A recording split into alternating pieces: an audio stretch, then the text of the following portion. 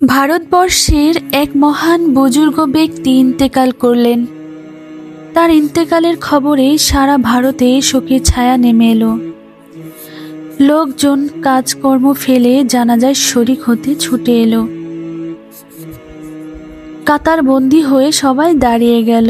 কাউকে ইমামতির জন্য এগুতে দেখা গেল না। ওই বুজুর্গের খাদেম ছিলেন। তিনি আগে বেড়ে লাশের কাছে দাঁড়িয়ে এক টুকরো কাগজ বের করে সকলকে দেখিয়ে বললেন, হুজুর, এই কাগজে ওসিয়ত লিখে গেছেন।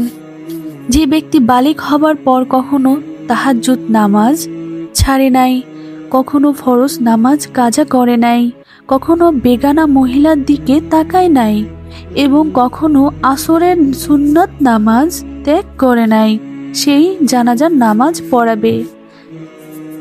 এই ওসিয়তনামা শুনে জনতা চিন্তিত হয়ে গেল, কিন্তু কেউই জানাজা পড়াতে এগিয়ে এলো না। অবশেষে ওই গভীর নীরবতা ভেদ করে দেখা গেল একজন ধীরে ধীরে সম্মুখে এগিয়ে আসলেন। সকলকে নিয়ে জানাজার নামাজ পড়ালেন।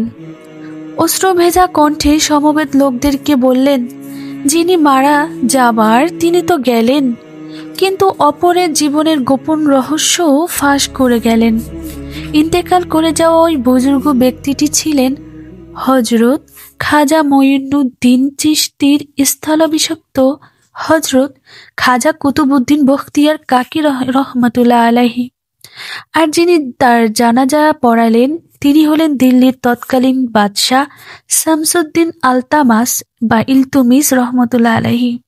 নেকির পথে উভয় সাধকের নাম জগতে চিরস্মরণীয় হয়ে থাকবে।